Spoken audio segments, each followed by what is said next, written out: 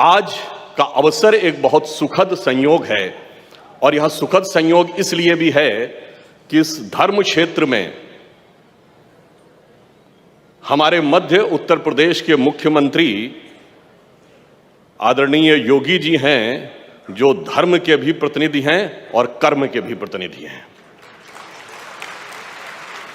और यह देश एक ऐसा देश है जो धर्म से अनुप्राणित होता है।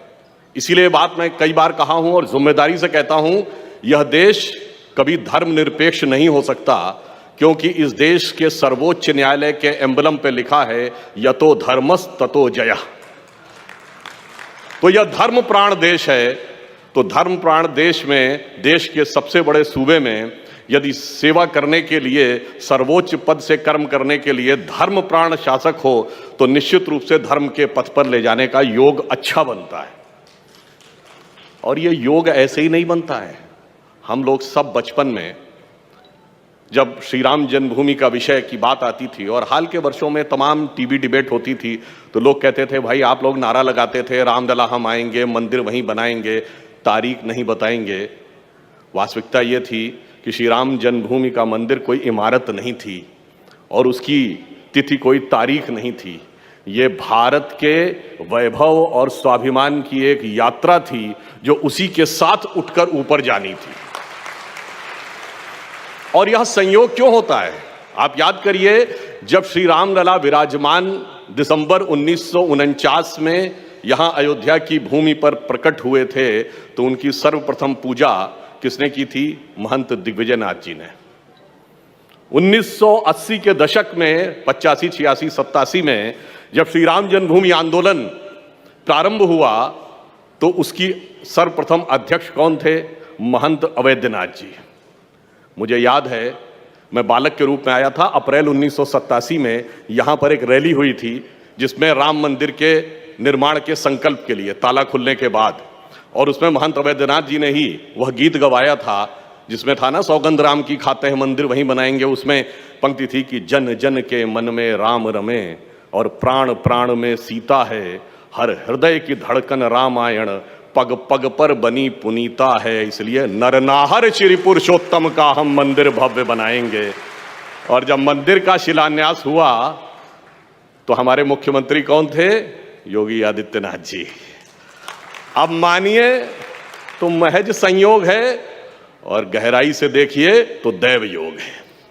सूक्ष्म दृष्टि से देखिए तो मैं यह भी कहना चाहता हूं कि आज जब इस जगह पे हम एकत्र हैं और महर्षि जी का यह कार्यक्रम, अभी देखिए अजय प्रकाश जी ने क्या कहा, जय गुरुदेव।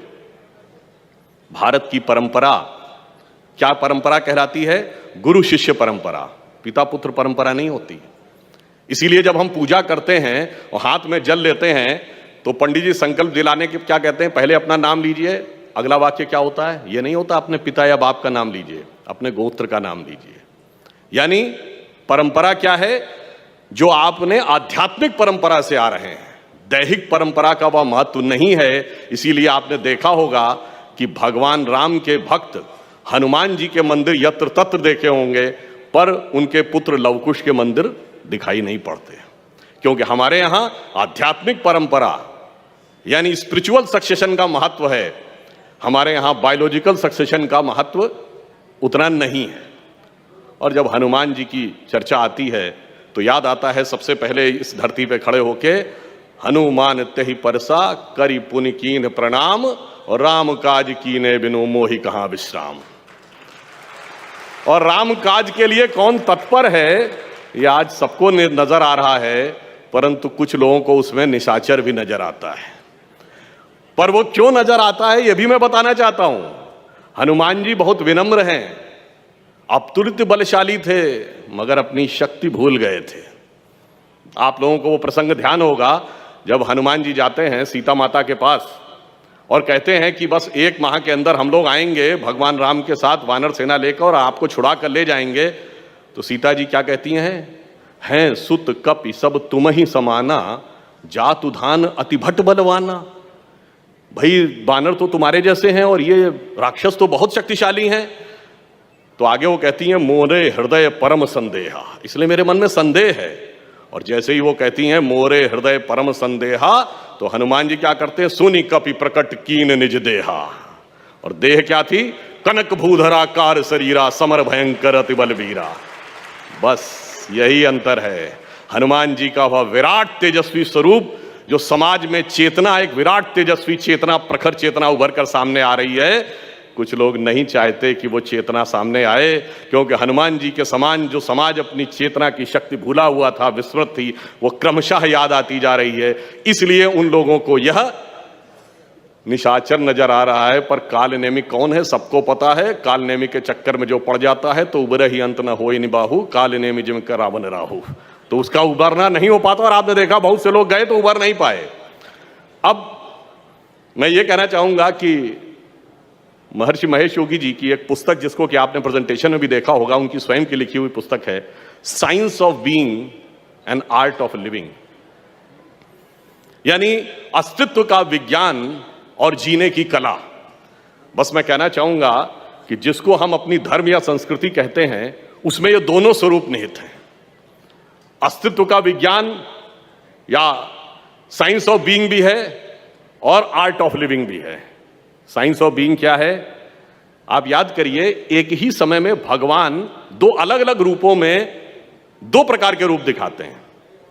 जब भगवान कृष्ण बाल कृष्ण के रूप में थे और उन्होंने मुंह खोला था, तो माता यशोदा को पूरा ब्रह्मांड दिख गया था ना। उसमें किस बालक के मुंह में दिखा था, वो मोहक बाल कृष्ण, जिनके लिए कवि रसखान सैयद इब्राहिम रसखान ने लिखा है, जाहि अनादि अनंत अखंड अछेद अभेद सुवेद बतावें, और ताही अहीर की छोहरियां छचिया वर छाछ पे नाच नचावें। मगर वही कृष्ण जब न्याय के लिए खड़े हुए और पांडवों के पास गए और उन्होंने कहा दुर्योधन की सभा में कि देना है तो आधा राज्य देना चाहिए, न्याय तो ये कहता है, परंतु यदि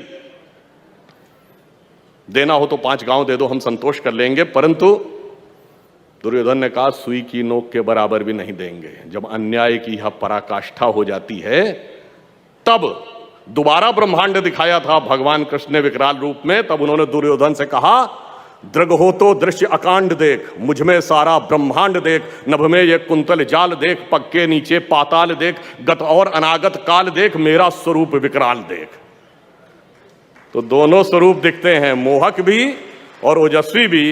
इसीलिए कई बार कुछ लोग ऐसे हैं जिनको हिंदू धर्म और हिंदुत्व में अंतर नहीं समझ में आता। तो भगवान कृष्ण का एक स्वरूप धर्म भी है, वही दूसरा स्वरूप एक्टिविटी भी है, वो एक साइंस ऑफ बीइंग है, ये आर्ट ऑफ लिविंग है। और मैं ज्यादा समय न लेते हुए कहना चाहूंगा, जब महर्षि जी का विषय आता है साइंस ऑफ बीइंग, मैंने बचपन में पढ़ा था कि दिसंबर 1983 में महर्षि जी ने वॉशिंगटन डीसी में 19,600 भावातीत ध्यान के साधकों का एक शिविर किया था। और यह संख्या इस आधार पे थी कि उस समय विश्व की जनसंख्या के स्क्वायर रूट का 0.1% था। और उनका यह कहना था कि यदि साधक ध्यान लगा के बैठते हैं तो वातावरण सकारात्मक रहता है। और उस 1 महीने और उसके बाद के 1 महीने में वॉशिंगटन डीसी से लेकर न्यूयॉर्क स्टॉक एक्सचेंज तक की स्टेबिलिटी सबसे अच्छी रही। और अमेरिका में जब से उनकी डॉक्यूमेंटेड अवेलेबल थी हिस्ट्री, उसमें सबसे कम क्राइम उस 2 महीने में दर्ज हुआ। अब यह भी संयोग था या विज्ञान था। और मैं कहूंगा, विज्ञान की जब बात आती है तो सबसे कठिन चीज साइंस में क्या मानी जाती है? Rocket science. लोग कहते हैं ना, अरे भाई ये कोई रॉकेट साइंस है। पर आपको बताना चाहता हूं, रॉकेट साइंस का पिता किसको माना जाता है? एक यूरोपियन वैज्ञानिक है जिसका नाम है वर्नर वॉन ब्रॉन।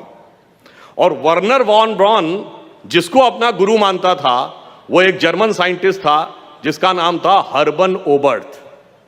और हर्बन ओबर्ट ने लिखा है कि वो ज्ञान के लिए वेदों को पढ़ता था।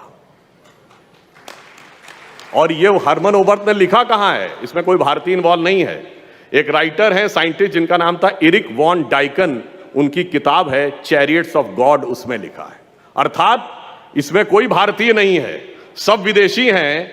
और एरिक वॉन डाइकन ये बता रहा है कि रॉकेट साइंस के पिता का गुरु कहता है कि ज्ञान वेदों से मिलता है। इसीलिए आदि शंकराचार्य जी ने ऐसे ही नहीं कहा था वेदों निकलो धर्मो मूला। इसलिए मैं मानता हूं कि यहां पर जो वेद विज्ञान ज्ञान पीठ की स्थापना हो रही है, जैसे योगी जी ने कर्म का मार्ग प्रशस्त किया है, इनके नेतृत्व में विज्ञान का मार्ग भी प्रशस्त होगा। और यह पंक्ति कहकर समाप्त करता हूं, इस विज्ञान का आधार क्या बनेगा? जो अर्थ भी दिखाएगा, परमार्थ भी दिखाएगा। आदरणीय अटल जी की बड़ी प्रसिद्ध कविता थी, आप सब ने, बहुतों ने शायद सुना हो, हिंदू तन मन हिंदू जीवन, रग रग हिंदू मेरा परिचय। उसी हिंदू संस्कृति और वेद संस्कृति से निकलेगा। उसका एक छंद था, उसी से कह के समाप्त करता हूं। मैं अखिल विश्व का गुरु महान, देता विद्या का अमर दान, मैंने दिखलाया मुक्ति मार्ग, मैंने सिखलाया